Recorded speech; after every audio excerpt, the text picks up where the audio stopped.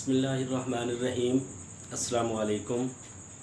कैसे हैं dear students? उम्मीद करता हूँ कि आप खैरियत से होंगे। डियर स्टूडेंट्स, आज हम Taufiq Rafat Pakistani poet, English poet, उसके हवाले से बात करेंगे। पहले भी हम उस पर एक वीडियो बना चुके हैं। उसकी एक पोइम थी किचन्स, उसके हवाले से आप उस वीडियो को भी इसके साथ लिंक कर सकते हैं। कुछ आप मवाद वहाँ से लेकर, कुछ मटेरियल इसमें से लेकर जो है आप तौफीक रफ़त के बारे में अच्छा कुछ जान सकते हैं। तो हमारी आज की जो पोइम है, यह उसकी पोइट्री का एक छोटा सा हिस्सा, चंद लाइंस पर मुश्तमिल, वो है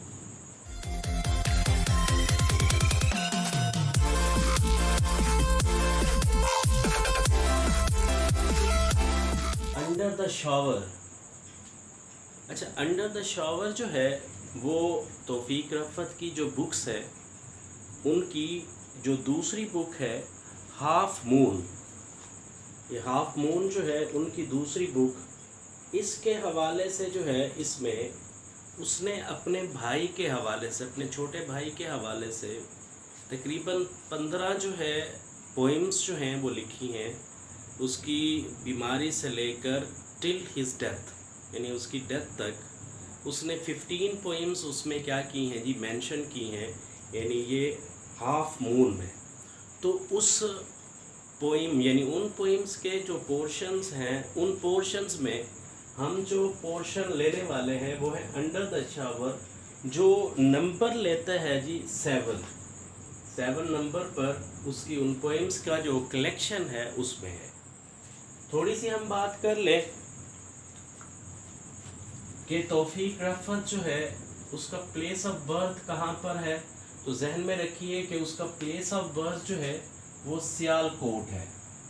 सियालकोट पैदा कर चुका है मोर देन 12 फेमस राइटर्स और पोइट्स। फैज़ अहमद फैज़, अल्लामा इकबाल जैसे नामवर जो पोइट थे वो इसी मिट्टी से जो है ना पैदा हुए। तो अंग्रेज़ी पोइट के हवाले से और अंग्रेज़ी पाकिस्तानी लिटरेचर के हवाले से तौफीक रफ़त जो था वो भी इसी मिट्टी से बिलोंग करता था।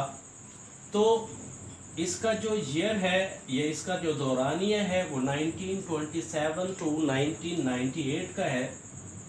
और इसको हम पोइट कहेंगे पोस्ट इंडिपेंडेंट इरा का। पोस्ट इंडिपेंडेंट, आपको पता है पोस्ट इंडिपेंडेंट और प्री इंडिपेंडेंट।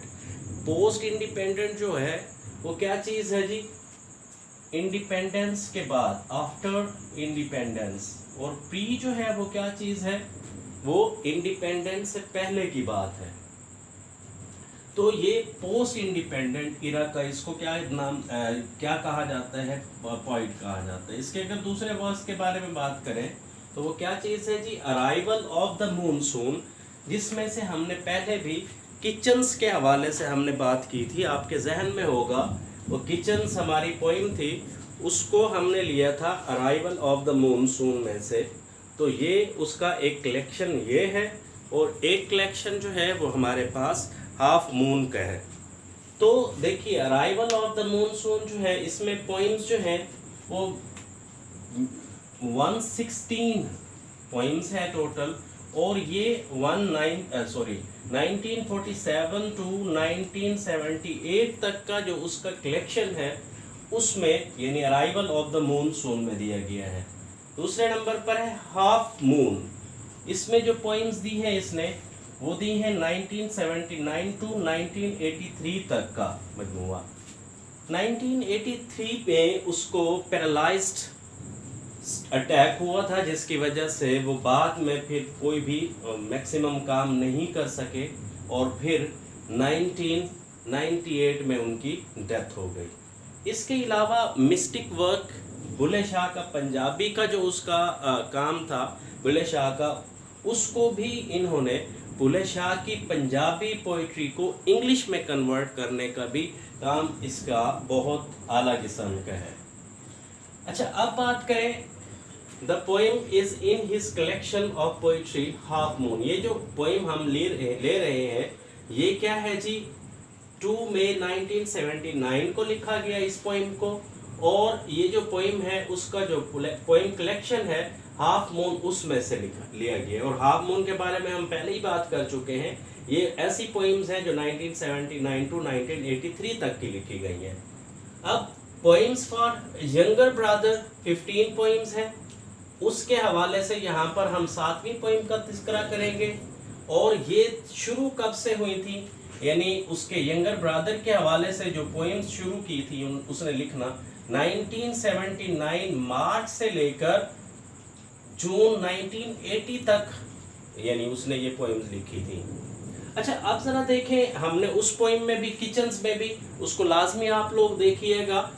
इसके साथ वो करने के लिए, इसको समझने के लिए पोइट का जो है इंट्रोडक्शन के हवाले से, he gives the impact of colonialism upon local culture through poetry. अपनी पोइट्री के जरिए से उसने कोशिश की है कि जो अपना लोकल कल्चर, हमने उसमें बात की थी, आप लोगों के जहन में होगा कि लोकलाइज्ड पोइट्री की हमने बात की थी, लोकलाइज्ड उसका जो ईडियम था उसके हवाले से हमने बात की थी, ठीक है ना जी।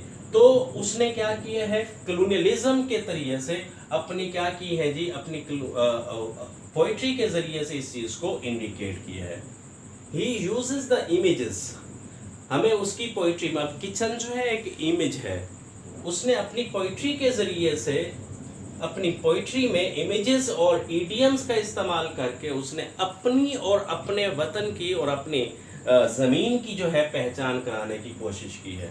He uses a very simple and conversational language to talk about the ordinary ideas and experiences around us. हमारे इर्द गिर्द में जो कुछ भी आम किस्म के वाक़यात हैं उसने अपनी पोइट्री में सिंपल वर्ड्स के ज़रिए से और सिंपल लैंग्वेज के ज़रिए से, जैसा कि वर्ड्सवर्थ ने कहा था कि पोइट्री जो है वो क्या होनी चाहिए, बिल्कुल सिंपल वर्डिंग पर मुश्तमिल होनी चाहिए ताकि एक कॉमन मैन भी उसको अंडरस्टैंड कर सके। तो बिल्कुल इसने जो तौफीक रफ़त है उसने क्या किया है जी, बिल्कुल सिंपल अल्फाज में ऑर्डिनरी आइडियाज़ और एक्सपीरियंसेस अराउंड अस, हमारे इर्द गिर्द में जो कुछ भी हो रहा है उसको सिंपल वे में मेंशन करने की कोशिश की है। He writes in a free verse form.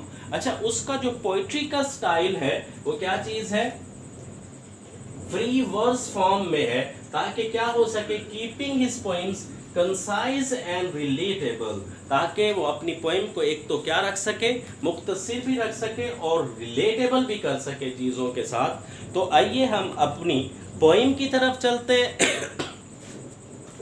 और देखते हैं कि आज की जो हमारी पोएम है उसमें क्या कहना चाहता है। अंडर द शावर, जैसे कि मैंने कहा है, अब देखें अंडर द शावर, अब आप नहाने के लिए इस चीज़ को, शावर मतलब क्या चीज़ है, नहाने के लिए हम इस्तेमाल करते हैं, व्हेन वी शावर, तो जब हम शावर लेते हैं तो यहाँ पर उसने शावर को एक स्पेसिफिक मीनिंग के लिए इमेज हमारे जहन में क्रिएट किया है कि क्या चीज़ थी, जब कोई किसी बंदे की डेथ होती है तो उसको भी शावर क्या किया जाता है, तो शावर दिया जाता है। तो यहाँ पर उसने अपने भाई की डेथ के हवाले से जो है ना ये बात की है, ये पोइम लिखी है। Under the shower I think of your last bath, under the shower I think of your last bath, मेरे ख्याल में क्या चीज़ है, ये आपका आखिरी बात, आखिरी नहाना है।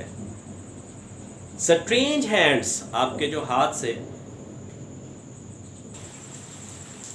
आई think of your last bath, strange hands how warm they are as they prepare you for the final appointment, as always you present your best face to the world. Under the shower, जब आपको shower दिया जा रहा था, under the shower जब भाई को shower दिया जा रहा है, तो आई थिंक ऑफ योर लास्ट बात, मैं आपके आखिरी बात के हवाले से क्या कर रहा हूँ, सोचता हूँ। आई थिंक ऑफ योर लास्ट बात, मैं आपके आखिरी बात के बारे में सोचता हूँ। स्ट्रेंज हैंड्स, अजीब हाथ, हाउ वार्म दे आर, कितने गर्म वो हैं, यानी जब आपको आखिरी बात दिया जा रहा है तो मेरे हाथ जो हैं आपके हाथों की तरफ गए, तो मैं उनको टच किया, छुआ, तो कितने गर्म तुम्हारे हाथ हैं। अब यहाँ पर जो वार्म जो है वो सिंबल जो दिया गया है वार्म का, वो दिया गया है warm is the symbol of love. Warm is the symbol of love and strong relationship. This relation can not be ended. यानी वार्म जो होता है वो क्या चीज़ होती है, यानी एक ऐसा लव रिलेशनशिप है, एक ऐसा बाइंड है जिसको कभी भी क्या नहीं किया जा सकता, ख़त्म नहीं किया जा सकता। यानी भाई हैं तो भाई रहेंगे हमेशा। कहा तो यही जाएगा ना कि 5 भाई थे या 3 भाई थे, तो 3 में से एक की डेथ हो गई, 2 तो हैं ना, 3 थे तो 2 तो हैं। एज दे प्रिपेयर यू, जब वो आपको तैयार कर रहे हैं, जब वो आपको तैयार करते हैं, यानी तैयार लास्ट किस चीज़ के लिए, रवानगी के लिए, लास्ट ट्रैवल के लिए, फॉर द फाइनल अपॉइंटमेंट, आखिरी अपॉइंटमेंट के लिए, आखिरी मिलाप के लिए। ठीक है ना जी, कि यहाँ पर आखिरी मिलाप, उनका आखिरी मिलाप, और जो आगे की तरफ मंजिल की तरफ जा रहा है वहाँ पर जो उनकी क्या चीज़ होगी, अपॉइंटमेंट होगी, वहाँ पर मिलेगा। Last meeting with his brother when he was given bath for the last journey, for the journey. ठीक है जी, आगे बात करते हुए कहते हैं एज ऑलवेज यू प्रेजेंट, आप हमेशा रहते हो। एज ऑलवेज, जैसे आप थे हमेशा, आप भी यू प्रेजेंट, आप रहेंगे। Your best face to the world, आपका जो बेहतरीन चेहरा है इस दुनिया में, आप जैसा खूबसूरत चेहरा नहीं है और न ही कभी रहेगा, और वो हमेशा कहाँ पर रहेगा, मेरे माइंड में महफूज रहेगा। You are always in my mind and in my thoughts whenever I think about you, तो आप मेरे जहन में रहोगे, आप मेरे जहन से कभी भी कूच नहीं कर सकोगे उस वक्त तक जब तक कि मैं खुद इस दुनिया से कूच करके नहीं जाऊंगा। तो ये चंद वर्सेस पर मुश्तमिल तौफीक रफ़त की एक छोटी सी पोइम थी, अंडर द शावर। उम्मीद करता हूँ कि आपको समझ आई होगी। इंशाअल्लाह नेक्स्ट वीडियो में आप लोगों से फिर मुलाकात होगी। तब तक के लिए अल्लाह हाफिज़।